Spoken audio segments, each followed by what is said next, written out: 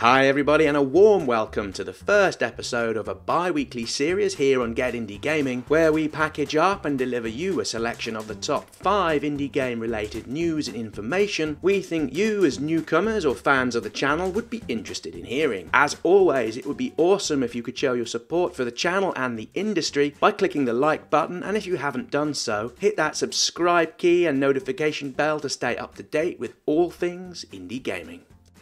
First up comes the news following a survey conducted by gamesindustry.biz at RESD, the largest annual games event held in London, back in mid-April, which suggests the Xbox One is the least popular platform of choice for indie game developers. While not a huge sample by any means, 61 indie devs were asked to rank the platforms they most preferred to work on. Perhaps not unsurprisingly, given the heritage of the indie gaming scene and the open nature of the platform, the results indicated the PC to be the chosen platform of preference with nearly 50% of the responses. In second place came the Switch, and while only out on the market for less than a year and a half, it gained an impressive 32.8% of the vote. Those responding to the survey said the Switch offers a strong and credible alternative route to market, with it offering the biggest opportunities for indies right now. Again, this isn't surprising given the growing consumer demand for the console and how well it's been received within the developer community. At the bottom of the pile came the Xbox One with only 1.6% of the share, with the PlayStation 4 and mobile taking 11.5% and 6.6% respectively. While the survey didn't drill down into the reasons for the lack of indie support for the Microsoft platform, the low numbers are likely due to the perception of a lack of accessibility in being able to bring indie games to the service. With E3 only a few weeks away, we're eagerly awaiting to see what Microsoft will show within the ID at Xbox section of their keynote at the event, to help change the industry's perception and us, the players of the platform, as a delivery option for indie game developers. In some terribly sad news for the industry, earlier this week we saw the announcement that Boskey Productions, the studio behind Lawbreakers and the recently released Battle Royale title Radical Heights, was closing its doors. The CEO, Cliff Belinsky, a former Epic Games design director, said in a statement, "As of May 14th, Boskey Studios is effectively no more. 4 years ago we set out to make world-class video games, and I hired some of the best talent in the video game industry. Lawbreakers was a great game that unfortunately failed to gain traction, and in a last-ditch attempt, we scrambled to take on the huge Battle Royale genre with Radical Heights. While well received, however, it was too little, too late. Radical Heights hit the market a little over 5 weeks ago and came fresh from a public spat on Twitter between Cliff and Epic Games after the Boskey CEO accused his former employer of poaching talent from the Lawbreakers team. Naturally, our thoughts are with those impacted by the closure and wish everybody well for the future." As for Cliff, he stated he'll be taking some time out of the games industry to focus on his family and loved ones, although we're pretty sure he'll be back within the game at some point not too far in the future.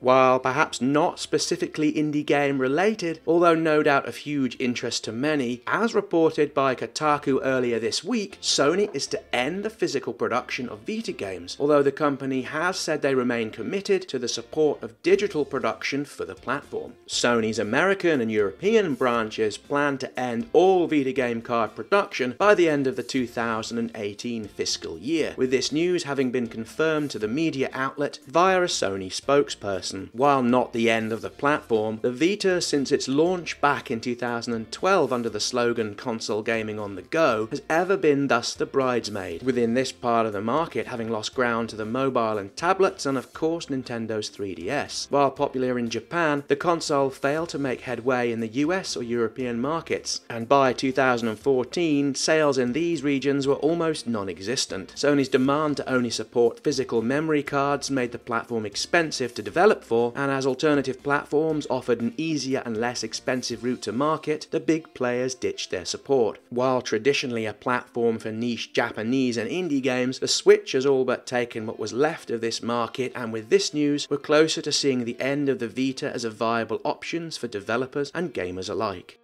Something that caught our eye earlier today as we pulled this news review together. It seems credible and possible that Epic Games are looking to launch Fortnite, a battle royale title a few of you might have heard of or even played, onto the Nintendo Switch. This potentially rather exciting piece of information came via a job posting via Boskey Studios, the company that brought the Elder Scrolls to the platform. The job posting, since altered, was snapped by a number of Twitter users, one being shown on the screen right now. As you can imagine, Nintendo fans and those looking for a better handheld experience of the game have all their fingers crossed this wasn't a typo. Naturally, Epic Games, Nintendo, and Iron Galaxy haven't gone back to the table to offer any sort of clarification. In any case, Donald Mustard, Epic's worldwide creative director, has previously been on record saying he'd like the game to come to the Switch, and with E3 just around the corner, such an announcement may very well be imminent.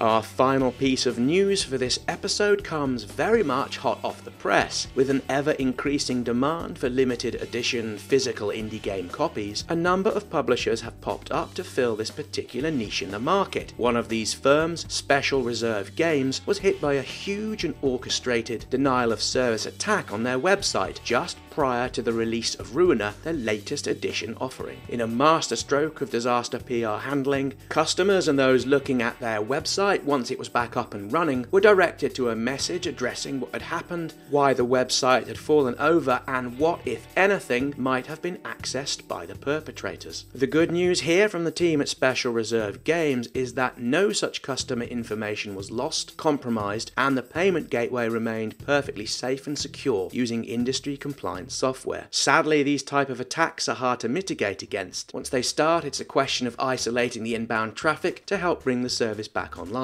As of the time we're recording this, May 17th, there's no news on when the website will once again be up and running, and we wish everybody at Special Reserve Games a speedy return to business. If there's one consolation with this, at least none of the Ruiner games went out to scalpers. That's it for our first top 5 indie games news wrap-up video. We hope you've liked this episode and you'll continue to support this new series. We'll be back later this month with some more indie game reviews, our Kickstarter showcase for May, and the odd other item here and there. Many thanks for watching, and we look forward to welcoming you all here again soon for more videos.